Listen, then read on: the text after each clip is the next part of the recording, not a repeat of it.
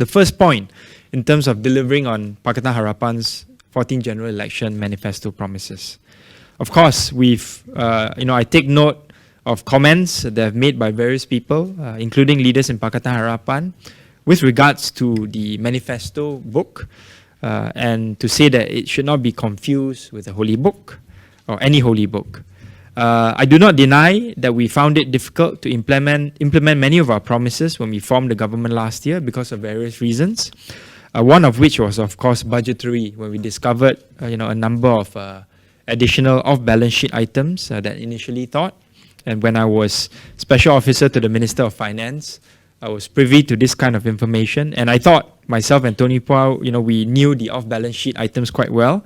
To our surprise, not a good surprise, there were other things that we did not know about.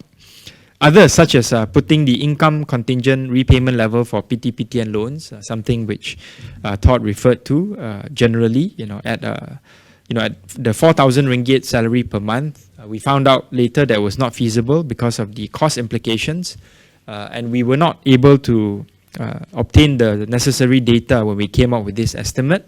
But now that we have the necessary data, of course, we admit that this level may be hard to attain. But we're still trying to find ways in which we can introduce income contingent repayment for PTPTN. And it's, we've conducted a series of roundtables as well as discussions, public discussions on various aspects of PTPTN. And when the Cabinet has approved the necessary changes, it will be announced.